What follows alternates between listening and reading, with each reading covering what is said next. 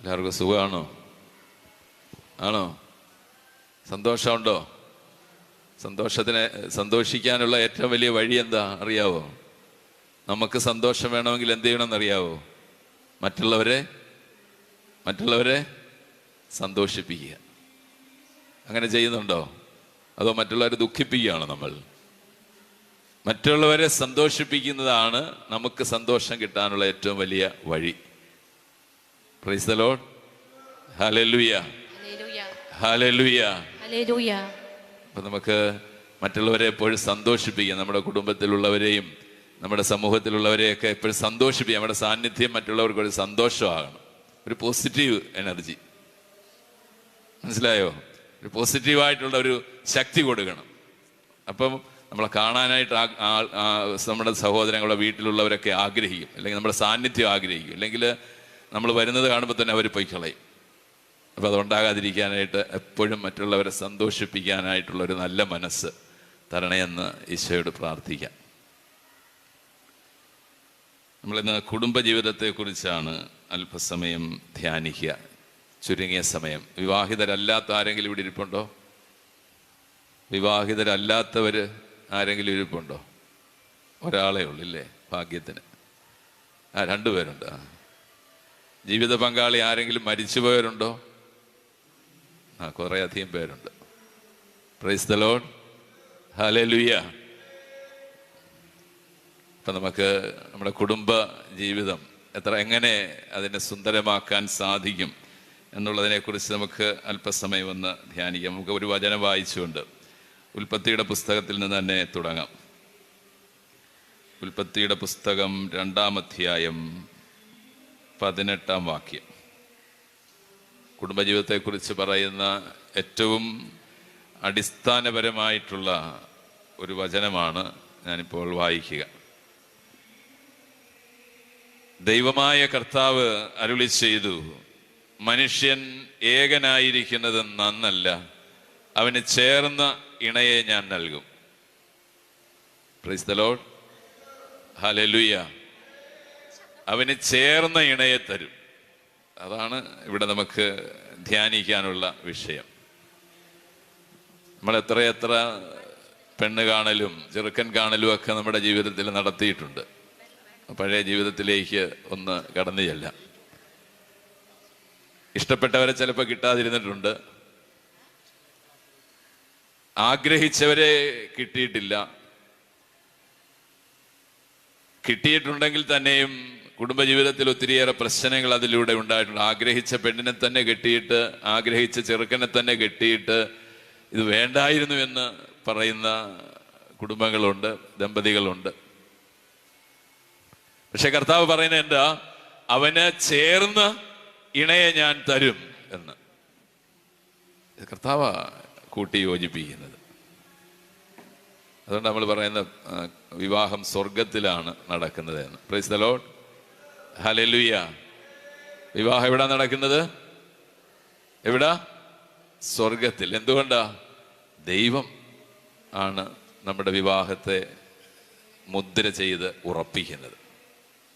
നമ്മളൊക്കെ സാക്ഷികളാണ്. ആരാ മുദ്ര ചെയ്ത് ഉറപ്പിക്കുന്നത്? ദൈവം. അഥവാ സ്വർഗത്തിലാണ് വിവാഹം നടക്കുന്നത്. അപ്പൊ സ്വർഗത്തിൽ നടക്കുന്ന വിവാഹം മനുഷ്യന് വേർപെടുത്താൻ പറ്റുമോ? ഇല്ല. പാൽത്താരയുടെ മുമ്പിൽ വന്നിട്ട് ഒരു പുരാണം അറിയാമല്ലോ, പുരാണം, രാമായണം അറിയത്തില്ലേ? കേട്ടിട്ടുണ്ടോ? വായിച്ചിട്ടുണ്ടോ? ആരെങ്കിലും വായിച്ചിട്ടില്ല? ഇല്ല. കേട്ടിട്ടുണ്ടോ? രാമായണം ആരെങ്കിലും വായിച്ചിട്ടുണ്ടോ? ഇവിടെ ഇരിക്കുന്നവര് ബൈബിള് മുഴുവൻ വായിച്ചിട്ടുള്ളവരുണ്ടോ? കയ്യെറുത്തിയേ. ഉണ്ട്. മുഴുവൻ വായിച്ച് തീർക്കാത്തവർ വായിച്ച് തുടങ്ങണം, വായിച്ച് തീർക്കാനായിട്ട് ശ്രമിക്കണം. വെറുതെ വായിച്ചാൽ പോരാ, ധ്യാനിച്ച് വായിക്കണം. അപ്പം നമുക്ക് ഒത്തിരി വെളിപ്പെടുത്തലുകൾ ദൈവം തരും. Price the lord, hallelujah. അപ്പൊ രാമായണത്തില് രാമൻ, സീത, അവരെയൊക്കെ അറിയാമല്ലോ. സീതയെ ആരാ തട്ടിക്കൊണ്ടു പോകുന്നത്? രാവണൻ സീതയെ തട്ടിക്കൊണ്ടുപോയപ്പോ ലക്ഷ്മണൻ രാമനോട് പറയും, നീ അയോധ്യയുടെ യുവരാജാവാണ്, നീ ഒരു വാക്ക് പറഞ്ഞാൽ ഈ രാജ്യം മുഴുവൻ നിന്റെ കൂടെ നിൽക്കും, നിന്റെ ഭാര്യയെ വീണ്ടെടുക്കാൻ, സീതയെ വീണ്ടെടുക്കാൻ. അപ്പോൾ രാമൻ പറഞ്ഞു, വേണ്ട, എനിക്ക് അടുത്ത 14 വർഷത്തേക്ക് ഈ രാജ്യത്തിൻ്റെ ഒരു തരി മണ്ണ് പോലും, പിന്നല്ലേ സൈന്യം, എനിക്ക് വേണ്ട എന്ന് ഞാൻ എൻ്റെ അപ്പന് വാക്ക് കൊടുത്തിട്ടുണ്ട്. അപ്പോ ലക്ഷ്മണൻ ചോദിക്കും, നിന്റെ ഭാര്യയേക്കാൾ പ്രിയപ്പെട്ടതാണോ നിന്റെ വാക്ക്? Price the Lord. മനസ്സിലായോ? നിന്റെ ഭാര്യയേക്കാൾ പ്രിയപ്പെട്ടതാണോ നിന്റെ വാക്ക്? അത് വലിയ ചോദ്യമാണ്. ഇപ്പോ രാമൻ പറയും, എന്താണെന്നറിയാ പറഞ്ഞത്?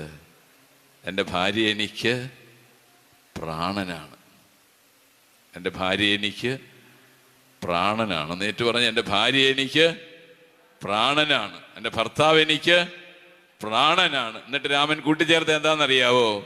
അതിനേക്കാൾ പ്രധാനമാണ് ഞാൻ കൊടുത്ത വാക്ക്. അതിനേക്കാൾ പ്രധാനമാണ് ഞാൻ കൊടുത്ത വാക്ക്, അപ്പന് കൊടുത്ത വാക്ക്. അപ്പൊ ഭാര്യ പ്രാണനാണ്, ഭർത്താവ് പ്രാണനാണ്. പക്ഷേ അതിനേക്കാൾ പ്രാണനാണ്, അതിനേക്കാൾ പ്രിയപ്പെട്ടതാണ്, അതിനേക്കാൾ പ്രധാനമാണ് ഞാൻ കൊടുത്ത വാക്ക് എന്ന് രാമൻ പറഞ്ഞു. പ്രിയപ്പെട്ടവരെ, നമ്മൾ വിവാഹിതരാകുമ്പോൾ അൾത്താരയുടെ മുൻപിൽ വന്നിട്ട് ഭാര്യയും ഭർത്താവും കൂടി കൈ കോർത്ത് പിടിച്ചുകൊണ്ട് പരസ്പരം വാക്കുകൾ കൈമാറും. എങ്ങനെയാ?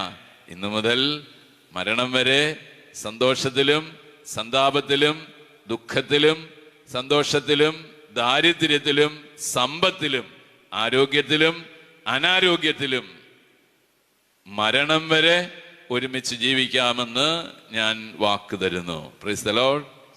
ഹല്ലേലൂയ. ഒരു കര ഉയർത്തി പറഞ്ഞേ, ഹല്ലേലൂയ. മരണം വരെ സന്തോഷത്തിലും സന്താപത്തിലും ദുഃഖത്തിലും ദാരിദ്ര്യത്തിലും ആരോഗ്യത്തിലും അനാരോഗ്യത്തിലും മരണം വരെ ഒരുമിച്ച് ജീവിക്കാമെന്ന് അൾത്താരയുടെ മുൻപിൽ നിന്ന് ദൈവത്തെ സാക്ഷി നിർത്തി, അല്ലെങ്കിൽ പുരോഹിതനെ സാക്ഷി നിർത്തി ദൈവസന്നിധിയിൽ നിന്നുകൊണ്ട് അവർ വാക്കുകൾ കൈമാറും. മരണം വരെ ഒരുമിച്ച് ജീവിക്കാമെന്ന്. Praise the lord. ഹല്ലേലൂയ. മരണം വരെ ഒരുമിച്ച് ചെയ്യാം. അതാ ഞാൻ പറഞ്ഞത്, ഭാര്യ പ്രാണനാണ്. അപ്പൊ അതിനേക്കാൾ ഉപരിയല്ല ഈ വാക്ക്, ഞാൻ കൊടുത്ത വാക്ക്. മരണം വരെ ഒരുമിച്ച് ജീവിക്കാം എന്ന്. അത് അൾത്താരയുടെ മുമ്പിൽ നിന്നാ ആ വാക്ക് കൊടുക്കുന്നത്. എന്നിട്ട് അച്ഛൻ എന്ത് ചെയ്യും? ഉടനെ അച്ഛൻ എന്ത് ചെയ്യും? അവരുടെ കൈ രണ്ട് കോർത്ത് പിടിച്ചിരിക്കുന്ന കയ്യില് മുകളില് അച്ഛൻ കുരിശു വരച്ച് ആശീർവദിക്കും. എന്നിട്ട് എന്താ അച്ഛൻ പറയുന്നത്?